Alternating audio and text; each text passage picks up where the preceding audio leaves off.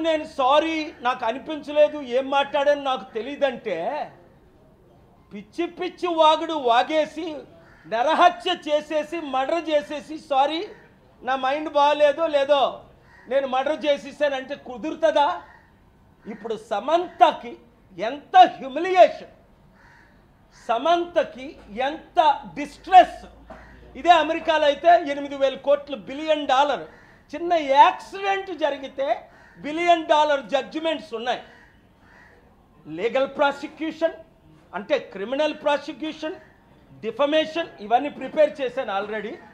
ఒక 72 గంటల టైం ఇస్తున్నాను కొండా సురేఖ రాజీనామా చేయడానికి, లేదా రేవంత్ రెడ్డి ఆవిడ్ని కాంగ్రెస్ పార్టీ రాహుల్ గాంధీ మహిళల పట్ల ఏమైనా గౌరవం ఉంటే ఆవిడ్ని ఇమీడియట్గా పార్టీ నుంచి పదవి నుంచి తొలగించాలి. తద్వారా ఏమవుద్ది, 50% ఉన్న మహిళలకు మేము మహిళలను గౌరవిస్తున్నామని నోటీస్ పంపించడం.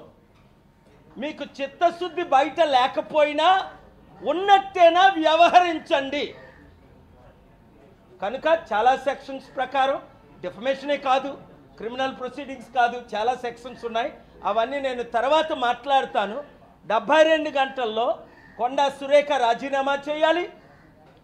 2 సమంత పేరుతో వాళ్ళ కుటుంబం అన్నది సమంతకి ఇంటికెళ్ళి అపాలజీ చెప్పాలి, నాగార్జున ఇంటికెళ్ళి అపాలజీ చెప్పాలి.